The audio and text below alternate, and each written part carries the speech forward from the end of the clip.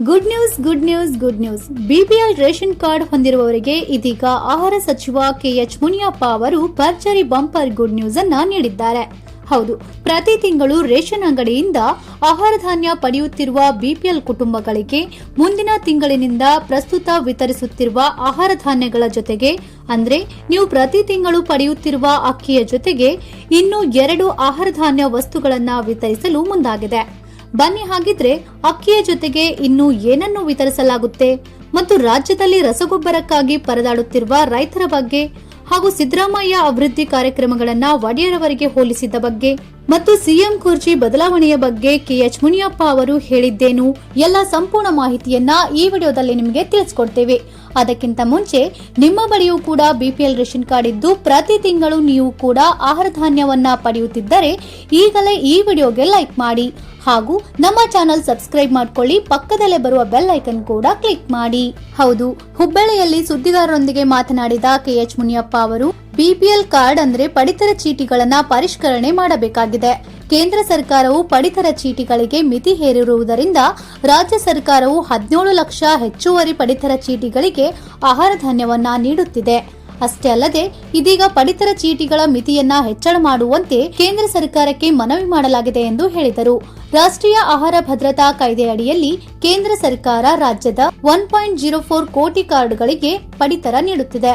ರಾಜ್ಯ ಸರ್ಕಾರವು ಹೆಚ್ಚುವರಿಯಾಗಿ 17 ಲಕ್ಷ ಕಾರ್ಡುಗಳಿಗೆ ಪಡಿತರ ನೀಡುತ್ತಿದೆ ಎಂದು ಹೇಳಿದರು. ಇನ್ನು ರಾಜ್ಯದ ಕಾರ್ಡುಗಳಿಗೆ ಕೇಂದ್ರ ಸರ್ಕಾರದ ವತಿಯಿಂದಲೇ ಪಡಿತರ ವಿತರಣೆ ಮಾಡುವಂತೆ ಮನವಿ ಮಾಡಲಾಗಿದೆ. ಈ ಬಗ್ಗೆ ಪರಿಶೀಲನೆ ಮಾಡುವುದಾಗಿ ಕೇಂದ್ರದ ಆಹಾರ ಸಚಿವ ಪ್ರಹ್ಲಾದ್ ಜೋಶಿ ಅವರು ಹೇಳಿದ್ದಾರೆ. 2011ರ ಜನಗಣತಿಯ ಪ್ರಕಾರ ರಾಜ್ಯದ 4,50,00,000 ಜನ ಬಿಪಿಎಲ್ ನಲ್ಲಿದ್ದಾರೆ ಎಂದು ಮುನಿಯಪ್ಪ ಅವರು ಹೇಳಿದ್ದಾರೆ. ಇನ್ನು ಜೋಳ ಖರೀದಿ ಮಾಡಿ 3 ತಿಂಗಳು ಬಿಟ್ಟರೆ ಹುಳ ಬೇಗ ಬರುತ್ತೆ. ಆದ್ದರಿಂದ ಖರೀದಿ ಮಾಡಿದ ಒಂದೇ ತಿಂಗಳಲ್ಲಿ ಹಂಚಿಕೆ ಮಾಡಲು ಚಿಂತನೆ ನಡೆಸಲಾಗಿದೆ. ಖರೀದಿ ಸಂದರ್ಭದಲ್ಲಿ ಹಂಚಿಕೆ ಮಾಡಲು ಅವಕಾಶವಿಲ್ಲ. ಈ ನಿಯಮಗಳಿಗೂ ಕೂಡ ಅಗತ್ಯ ತಿದ್ದುಪಡಿ ತರುವಂತೆಯೂ ಮನವಿ ಮಾಡಲಾಗಿದೆ ಎಂದು ಹೇಳಿದ್ದಾರೆ. ಇನ್ನು ರಾಜ್ಯ ಸರ್ಕಾರದ ಕಾರ್ಡುಗಳಿಗೆ ನೀಡುತ್ತಿರುವ ಅಕ್ಕಿಯನ್ನು ಕೇಂದ್ರ ಸರ್ಕಾರದ ಭಾರತೀಯ ಆಹಾರ ನಿಗಮದಿಂದ ಖರೀದಿ ಮಾಡುತ್ತಿದ್ದೇವೆ.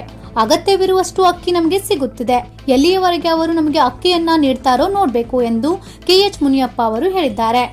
ಇನ್ನು ಮುಖ್ಯವಾಗಿ ಪಡಿತರ ಅಕ್ಕಿಯನ್ನ ಕಾಳಸಂತೆಯಲ್ಲಿ ಮಾರಾಟ ಮಾಡಲಾಗುತ್ತಿದೆ ಎಂಬ ದೂರುಗಳು ಬಂದಿವೆ. ಈ ಬಗ್ಗೆ ಕಠಿಣ ಕ್ರಮಗಳನ್ನ ಕೈಗೊಳ್ಳಲು ಮುಂದಾಗಿದ್ದೇವೆ. ಹಾಗಾಗಿ ಇನ್ನು ಮುಂದೆ ಅಕ್ಕಿಯ ಜೊತೆಗೆ ಬೇಳೆ ಎಣ್ಣೆ ಕೊಡುವ ಬಗ್ಗೆಯೂ ಚಿಂತನೆ ನಡೆದಿದೆ. ಹಸಿವು ಮುಕ್ತ ಕರ್ನಾಟಕ ನಮ್ಮ ಮುಖ್ಯ ಗುರಿ ಎಂದು ಕೆಎಚ್ ಮುನಿಯಪ್ಪ ಅವರು ಹೇಳಿದ್ದಾರೆ. ಇನ್ನು ರಾಜ್ಯದಲ್ಲಿ ರಸಗೊಬ್ಬರಕ್ಕಾಗಿ ರೈತರು ಪರದಾಡುವಂತ ಸ್ಥಿತಿ ಎದುರಿಸಬೇಕಾಗಿದೆ. ಈ ಬಗ್ಗೆಯೂ ಕೂಡ ಮಾತನಾಡಿದ ಕೆಎಚ್ ಮುನಿಯಪ್ಪ ಅವರು ರಸಗೊಬ್ಬರ ವಿಚಾರದಲ್ಲಿ ಕೇಂದ್ರ ಸಚಿವರಿಗೆ ಮುಖ್ಯಮಂತ್ರಿ ಸಿದ್ದರಾಮಯ್ಯ ಅವರು ಪತ್ರ ಬರೆದಿದ್ದಾರೆ. ಮೊದಲು ಸಕಾಲದಲ್ಲಿ ನಮಗೆ ಅಗತ್ಯವಿರುವಷ್ಟು ರಸಗೊಬ್ಬರ ಕೊಡುತ್ತಿದ್ದರು, ಆದರೆ ಈ ಬಾರಿ ರಸಗೊಬ್ಬರದ ಕೊರತೆಯಾಗಿದೆ ಎಂದು ಅವರು ತಿಳಿಸಿದ್ದಾರೆ. ಇನ್ನು ಸಹಕಾರ ಸಚಿವ ಕೆಎನ್ ರಾಜಣ್ಣ ಸೆಪ್ಟೆಂಬರ್ನಲ್ಲಿ ಕ್ರಾಂತಿ ಆಗಲಿದೆ ಎಂದು ಹೇಳಿರುವ ಕುರಿತು ಕೇಳಿದ ಪ್ರಶ್ನೆಗೆ ಉತ್ತರಿಸಿದ ಮುನಿಯಪ್ಪ ಅವರು ಯಾವ ಕ್ರಾಂತಿಯೂ ಆಗೋದಿಲ್ಲ, ಸುಸೂತ್ರವಾಗಿ ಸರ್ಕಾರ ನಡೆಯುತ್ತಿದೆ. ಹೈಕಮಾಂಡ್ ತೀರ್ಮಾನ ಹಾಗೂ ಶಾಸಕರ ಆಯ್ಕೆಯಂತೆ ಸಿದ್ದರಾಮಯ್ಯ ಮುಖ್ಯಮಂತ್ರಿಯಾಗಿದ್ದಾರೆ. ನಮ್ಮಲ್ಲಿ ಯಾವುದೇ ಸಮಸ್ಯೆಗಳಿಲ್ಲ ಎಂದು ಹೇಳಿದ್ದಾರೆ. ಅಷ್ಟೇ ಅಲ್ಲದೆ ಮುಖ್ಯಮಂತ್ರಿ ಬದಲಾವಣೆಯ ವಿಷಯ ನಮ್ಮ ಮುಂದಿಲ್ಲ. ಸಿದ್ದರಾಮಯ್ಯ ಒಳ್ಳೆ ಕೆಲಸ ಮಾಡ್ತಿದ್ದಾರೆ. ಉಪಮುಖ್ಯಮಂತ್ರಿ ಹಾಗೂ ಕೆಪಿಸಿಸಿ ಅಧ್ಯಕ್ಷ ಡಿಕೆ ಶಿವಕುಮಾರ್ ಅವರು ಯಶಸ್ವಿಯಾಗಿ ತಮ್ಮ ಜವಾಬ್ದಾರಿ ನಿರ್ವಹಿಸುತ್ತಿದ್ದಾರೆ.